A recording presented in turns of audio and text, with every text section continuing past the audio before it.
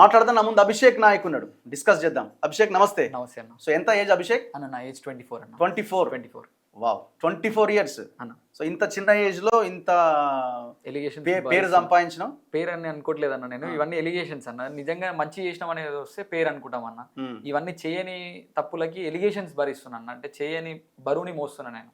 చేయని తప్పుకు కూడా నేను బరువును మోస్తున్నాను నేను ఫీల్ అవుతున్నాను ఈరోజు. 24 ఇయర్స్ లో మీ మీద ఇంత పెద్ద అలిగేషన్, మీరు డబ్బులు వసూలు చేసినారు, ఒక మాఫియాతో కలిసి పనిచేసిరని అన్న. అదే ఇప్పుడు నేను నా ఏజ్ ఇప్పుడు 24 అని మీరు అంటున్నారు కదా, చెప్తున్నారు కదన్న. నేను 24 ఇయర్స్కి ఇన్ని ఎలిగేషన్స్ ఎందుకు భరిస్తున్నా అంటే నేను కేవలం రాజకీయం చేస్తున్నా.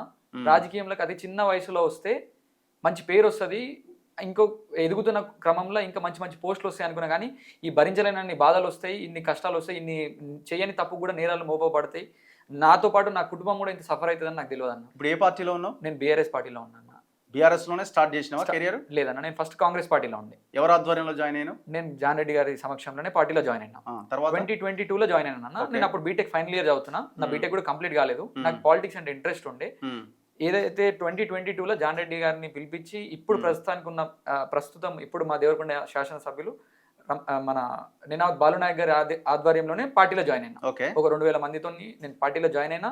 ఆ తర్వాత నాకు పార్టీకి కొన్ని డిస్టర్బెన్సెస్ వల్ల నేను పార్టీ మారి బీఆర్ఎస్ లోకి రావడం జరిగింది. 2023లో నేను బీఆర్ఎస్ లో జాయిన్ అయినా. సో బీఆర్ఎస్ లో ఉన్నాను. కానీ నీ వీడియోలు చూస్తుంటే అసలు నువ్వు మామూలుగా సంపాదించినట్లేవు, నీ స్కార్పియోలు, నీ కథ, నీ హంగామా. ఇప్పుడు సోషల్ మీడియాలో ఈ డబ్బులన్నీ కూడా వసూలు చేసిన డబ్బులే అంటున్నారు. అది నేను కూడా దానికి క్లారిటీ ఇచ్చుకోవాలి కదా. ఇప్పుడు మీరు అంటే ఇప్పుడు నాకు వీడియో నిజమేనా, అది కూడా మార్ఫింగ్? లేదు, అది నేను చేసిన వీడియోలో నేను అదొక్కటే కాదన్న. అది రీసెంట్ గా ఇన్స్టాలోనే ఉంది. అది నా 2024లో అదే ఇన్స్టాలో మీరు ఇంకా కొంచెం కిందికి స్క్రోల్ చేస్తుంటే నా ప్రతి బర్త్డే అంటే 2022లో కానీ 2023లో కానీ 2024లో కానీ ఎవ్రీ బర్త్డే కూడా నేను అట్లనే సెలబ్రేట్ చేస్తాను. ఆ స్కార్పియోలు అని నీయేనా? లేదన్న, నేను రెంట్కి తెచ్చుకుంటాం, లేకపోతే ఫ్రెండ్స్కి తెచ్చుకుంటాం, ఇంకెవరైనా తెచ్చుకుంటాం. ఉన్న బండ్లన్నీ కనిపించినవన్నీ మనమే ఉండవు కదన్న. నా స్తోమత తగ్గట్టు నేను చూపించుకోవడం. ఇప్పుడు పొలిటీషియన్ అన్నప్పుడు వాళ్ళది ఏముంటుంది అన్న, చూపించుకోవడం ఉంటుంది. మనం ఎట్లా అపీర్ అవుతాం అనేది పబ్లిక్ చూస్తుంటారు. 24/7 మనం పబ్లిక్ లో వాచ్ చేయబడతాం. కాబట్టి మనం ఎప్పుడు కూడా పాజిటివ్ రేంజ్ లోనే ఉండాలని చూపించుకుంటాం. కాబట్టి అట్లా మా ఫ్రెండ్స్ దగ్గర నుంచో లేకపోతే ఇంకెవరి దగ్గర నుంచి ఇంకా తెచ్చుకొని మేము ఆ బర్త్డే రోజు వరకు మాత్రం సెలబ్రేట్ చేసుకున్నాం. అందులో ఒక్క బండి కూడా నీది లేదా? నా సొంతం బండి ఒకటే, ఫార్చునర్ బండి. నా ఓన్ మనీతో కొనుక్కున్నా. నేను ఇప్పటికి కూడా చెప్తున్నాను, అదే వెహికల్ 40 lakhs, ఇప్పుడు దానిపైన 36 lakhs SBI బోయిన్పల్లిలో లోన్ ఉంది. మా తండ్రి పేరు పైన లోన్ ఉంది. మా తండ్రి గవర్నమెంట్ ఎంప్లాయ్. మా చెల్లి పేరు పైన డౌన్ పేమెంట్ చేసి 20 లక్షల రూపాయలు నేను డౌన్ పేమెంట్ చేసి తెచ్చుకున్నా. నేను 20 లక్షలు కూడా డౌన్ పేమెంట్ చేసే స్థాయిలో లేను అని అయితే నేను అనుకోవట్లేదు అన్న. మా తల్లిదండ్రులు మంచి సెటిల్డ్ ఉన్నారు. మా నాన్న గవర్నమెంట్ ఎంప్లాయ్, ఆయన పేరు పైన లోన్ తీసుకున్నాం, 20 lakhs డౌన్ పేమెంట్ చేసినాం. ఈ రోజు కూడా నేను ఆ వెహికల్ బయటికి రావాలని చెప్పి ఫైట్ చేస్తున్నాను కోర్టులో, హైకోర్టులో. ఇప్పటికి సీజ్ చేసినారు. అంటే నేను నేను కాన్స్టిట్యున్సీలో లీడర్, ఒక బీఆర్ఎస్ పార్టీలో నేను ఒక యాక్టివ్ రోల్ పోషిస్తున్నాను మా మండలంలో. నేను జెడ్పీటీసీ కంటెస్ట్ చేయాలని చెప్పేసి ఇప్పటి నుంచి కాదు, నా 2024లో నుంచి కూడా నేను అదే వేవ్ లో తిరుగుతున్నా. నన్ను అరెస్ట్ చేసిన అక్టోబర్ 15కి నేను రిమాండ్ అయినా. ఇప్పుడు పాయింట్ ఏంటంటే, ఇప్పుడు మీరు వెల్ సెటిల్డ్ అన్నారు. మీరు అంత సెటిల్డా? అంటే ఉండడానికి తిరగడానికి అంటే అన్న లగ్జరియస్ లైఫ్ అనేది ఏం లేదన్న. ఉండడానికి తిరగడానికి తినడానికి ఉన్నంత వరకు అయితే బాగానే ఉన్నామన్న. ఇప్పుడు మీరు రమావత్ మధు బినామీ అంటున్నారు. లేదన్న, నాకు మధుతోని ఎట్లాంటి కూడా అంటే సంబంధం లేదని నేను చెప్పను. ఉంది, మేమిద్దరం కలిసి ఒక ల్యాండ్ పర్చేస్ చేసినాము. నేను ఆయనకు డబ్బులు ఇచ్చిన, ఆ ల్యాండ్ ఇద్దరం కలిసి పర్చేస్ చేసినాము. ఆ ల్యాండ్ ఒకటి మాత్రం నా పేరు పైన ఉందని చెప్పేసి, దాంట్లో మధు డబ్బులు ఉన్నాయని చెప్పేసి నన్ను ఇప్పుడు ఆయన బినామీ లాగా పోర్ట్రేట్ చేస్తాడు. పోలీసులు, నేనేం ఉత్తగా చెప్పట్లేదు, పోలీసులు ఇచ్చిన ఇన్ఫర్మేషన్ లోనే రిమాండ్ రిపోర్ట్ లో, ఇది గుడిపల్లి పోలీస్ స్టేషన్ పిఏపల్లిలో, ఆ ఎఫ్ఐఆర్ ఆ రిమాండ్ రిపోర్ట్ లో చాలా క్లియర్ గా ఒక పాయింట్ మెన్షన్ చేయబడి ఉన్నది. ఎక్కడ ఇది, in the month of April 2024 A1 అంటే రమావత్ మధు పర్చేజ్డ్, ఏం కొన్నాడు, 24 ఎకరాల 24 acres of agriculture land by paying 7 crores in survey number 47 and 48 at the limits of Devatpalli of Nampally mandal, and the same was sale deed on the name of Islavath Abhishek of his benami.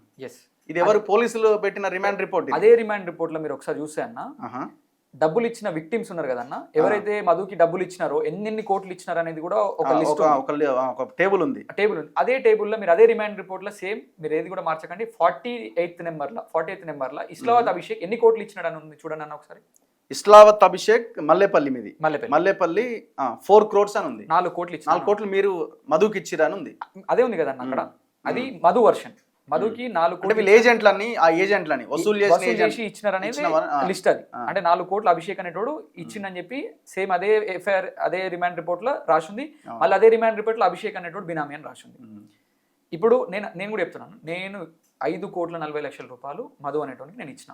5 crores 5,40,00,000 రూపాయలు. ఎన్ని అన్ని పైసలు ఎక్కడ నీ దగ్గర? నేను నా సొంతం ప్రాపర్టీ హస్తినాపురంలో నా పేరు పైన మా తల్లి పేరు పైన ఒక ప్రాపర్టీ ఉంటే ఆ ప్రాపర్టీ అమ్మి 3,60,00,000 రూపాయలు అక్కడ నుంచి తెచ్చినాం.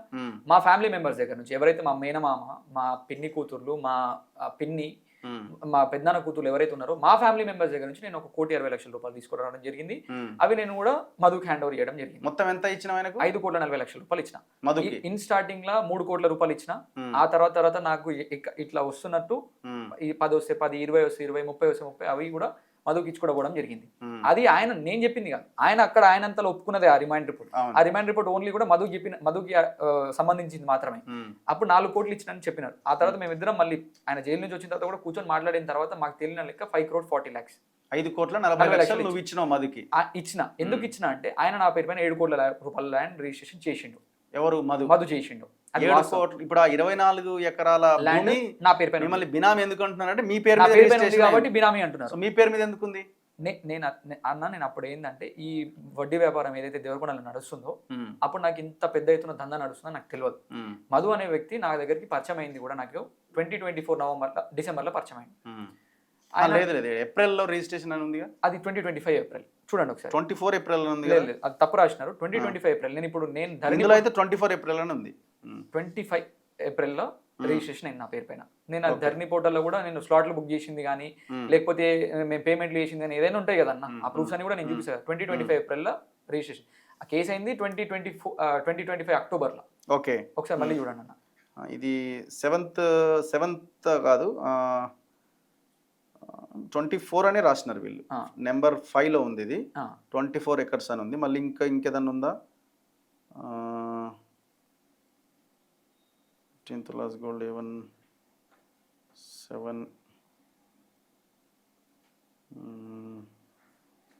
అంతే 24 అని రాసినారు. మరి నేను మీకు ఆ ధరణి పోర్టల్ స్లాట్లు బుక్ చేసినవి ఆ డేట్ లో కూడా పంపుతాను. 25 డిసెంబర్ 25 ఏప్రిల్ నా పేరు పైన. ఇప్పుడు నీ పేరు మీద ఎందుకు రిజిస్ట్రేషన్ చేసిండు? అయితే అప్పటికి ఈయన రియల్ ఎస్టేట్ చేస్తున్నాడు అంటే మాకు చెప్పింది అయితే రియల్ ఎస్టేట్ చేస్తున్నా, నాకు ఎక్కడైనా ల్యాండ్ తక్కువలో వస్తే కొనిపియాలంటే ఆ ల్యాండ్ 2019 లోనే మా పేరు పైన ఉంది. ఆ ల్యాండ్ కి హోల్సేల్ అంటే మా మదర్ కానీ లేకపోతే మా పార్ట్నర్స్ వేరే వాళ్ళు ఉన్నారు, ఒక 3-4 పేరు పైన ల్యాండ్ రిజిస్ట్రేషన్ అయి ఉంది. అది 2019 లో మేము కొన్నాం. అది ఆ కొన్న ల్యాండ్ ని నేను మధుకు చూపించడం జరిగింది. ఇక్కడ మాది ల్యాండ్ ఉంది కొంటావా అని అడిగితే ఆయన ఉండి కొంటా అన్నాడు. కొంటా అని చెప్పి మాకు సగం పేమెంట్ ఇచ్చిండు, ఇంకో సగం పేమెంట్ ఇవ్వలేదు. ఎంత పేమెంట్ ఇచ్చిండు? 3 కోట్ల దాకా ఇచ్చిండు మాకు. సో 3 కోట్లు మీకు ఇచ్చిండు, ఇంకా 4 కోట్లు ఇవ్వాలి పెండింగ్ ఉండే. ఆ పెండింగ్ ఉన్న పేమెంట్ ఇవ్వమంటే ఈ రోజు రేపని సతాయిస్తుంటే నేనే ఏం చేసిన అంటే మా ప్లాట్ అమ్మి నీకు ఇస్తా, అలాంటి ఇద్దరం కలిసి ప్రాపర్టీ తీసుకుందాం అంటే లేదు నేను పార్ట్నర్షిప్ లో తీసుకోను, నీకు నేను 3 రూపీస్ ఇంట్రెస్ట్ పే చేస్తాను, ఏదైతే అమౌంట్ నువ్వు అయితే పే చేస్తున్నావో దానికి నేను 3 రూపీస్ ఇంట్రెస్ట్ పే చేస్తాను నీకు నెల అంటే సరే అని చెప్పిన తర్వాత నాకు ఫస్ట్ ఇమీడియట్లీ ప్లాట్ అమ్ముడుపోకపోతే 3,60,00,000 నేను అమ్మిన తర్వాత 1 కోటి రూపాయలు ఆయన మళ్ళీ ఇచ్చిండు మాకు. 4 కోట్ల రూపాయలు మాకు ఇచ్చిండు. ఇచ్చిన తర్వాత 3,60,00,000 రూపాయలు నాకు వచ్చిన దాంట్లో నుంచి 3 కోట్లు నేను పెట్టి ఆ ల్యాండ్ నా పేరు పైన రిజిస్ట్రేషన్ చేసుకున్నాను. మొత్తం 7 కోట్ల ల్యాండ్ నా పేరు పైన రిజిస్ట్రేషన్ చేసుకున్నాను. నాకు ఫస్ట్ మంత్ నువ్వు ఎవరైతే వాళ్ళు ఉన్నారో వాళ్ళకి కట్టేసినావా? నేను వాళ్ళకి కట్టేసిన. ఓనర్లకు ఎవరైతే ఉన్నారో వాళ్ళకి కట్టేసిన. ఎవ్రీ మంత్ నాకు 3 రూపీస్ ఇంట్రెస్ట్ ఇస్తాడు. 3 కోట్లకి 9 లక్షల రూపాయలు నాకు ఇస్తా అని చెప్పిండు. లేదు ఆ ల్యాండ్ 7 కోట్లకి మొత్తం ఆయన పేరు పైన చేసేస్తే 3 కోట్లకి 15 రూపాయల వడ్డీ ఇస్తా అని కూడా చెప్పిండు. నాకు నెలకి 45 లక్షల రూపాయలు రిటర్న్స్ ఇస్తా అని చెప్పిండు. అయితే నేనుండి నాకు వద్దు, నాకు ఏదైనా ఉంటే సేఫ్ సైడ్ లో ఉండాలి కాబట్టి నాకు ల్యాండ్ రిజిస్ట్రేషనే కావాలి, 3 రూపీస్ ఇచ్చినా పర్లేదు అని చెప్పి నేను ఓకే అనుకున్నా. ఫస్ట్ మంత్ నాకు 9 లక్షలు ఇచ్చిండు. ఫస్ట్ మంత్ ఇచ్చిన తర్వాత నుంచి ఆయన 9 లక్షలు ఇచ్చిన తర్వాత ఆయన చెప్పడం స్టార్ట్ చేసిండు, నన్ను పోక్ చేయడం స్టార్ట్ చేసిండు.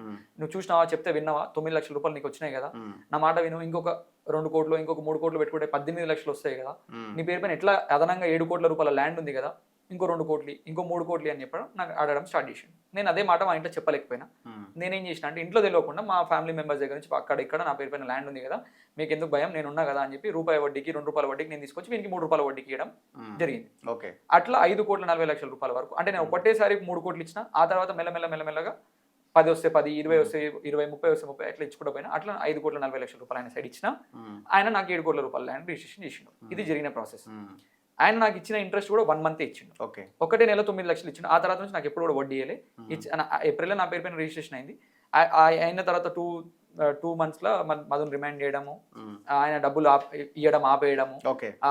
శరద్ పవార్ గారు ఇప్పుడు ఎస్పీ నల్గొండ ఉన్నారు, వాళ్ళని పిలిచి కౌన్సిలింగ్ చేసిండు, మధుని, బాలాజీని, ఇంకా వాళ్ళ ఏజెంట్లని, తదితరులు వాళ్ళందరినీ.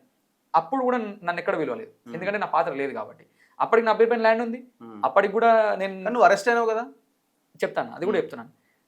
జూన్లో వీళ్ళని పిలిపించి కౌన్సిలింగ్ చేశారు. అక్కడ ఎక్కడ కూడా అభిషేక్ పేరు లేదు. మెల్లమెల్లగా ఏమైంది, నా పేరు పైన నేను డబ్బులు ఇచ్చుకోకపోయినా ఆయన నా పేరు పైన చేసుకోవడం, ఆయన ఇంట్రెస్ట్ చేయడం పని చేసిండు.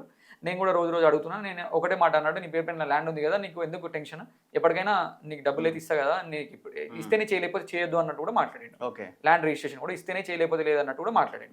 సరే, నా డబ్బులు నాకు వచ్చిన రోజే నేను నీకు రిజిస్ట్రేషన్ చేస్తాను కూడా చెప్పిన తర్వాత అక్టోబర్లో ఎప్పుడైతే జెడ్పీటీసీ ఎలక్షన్స్ వచ్చినాయి, అప్పుడు 42% రిజర్వేషన్ బిల్ వల్ల హైకోర్టులో మనకి స్టే వచ్చింది. ఆ స్టే రాకపోవడం, ఎలక్షన్ కోడ్ కూడా పడ్డది. అప్పుడు మీకు కూడా తెలుసు అన్న, ఎలక్షన్ కోడ్ పడ్డప్పుడు కూడా దేవరకొండ మల్లెపల్లిలో నేను చాలా యాక్టివ్గా తిరుగుతున్నా. అప్పటికి పాలిటిక్స్లో నేను జెడ్పీటీసీ కంటెస్ట్ చేయాలని ఇప్పటి నుంచి కాదు, నాకు మధు పరిచయం కాకముందు నుంచే నేను కాంగ్రెస్ పార్టీ 2022లో నేను కాంగ్రెస్ పార్టీలో జాయిన్ అయినప్పటి నుంచి నేను మల్లెపల్లి పైన ఏదో ఒకటి పోటీ చేయాలి, ఎంపీపీఓ, జెడ్పీటీసీఓ, ఏదో ఒక మండల స్థాయిలో ఉండాలనుకున్నా. చిన్న ఇళ్ళ రాజకీయంలోకి వచ్చింది కూడా ఏంటంటే ఏదో ఒక పోస్ట్లో ఉండాలని నేను ఆ మోటివ్లోనే తిరుగుతున్నా. ఆ క్రమంలోనే నేను పాలిటిక్స్లో తిరుగుతున్నా, యాక్టివ్ చేస్తున్నా అని చెప్పేసి నన్ను పడిపడక, లేకపోతే మా పార్టీ వాళ్ళు ఉండొచ్చు, ఎక్స్ పార్టీ వాళ్ళు ఉండొచ్చు, అక్కడ శాసనసభ్యులు ఉండొచ్చు, ఇంకెవరైనా ఉండొచ్చు, నన్ను ఆ కేసులో ఇరికేయడం జరిగింది. నేను అంటే నేను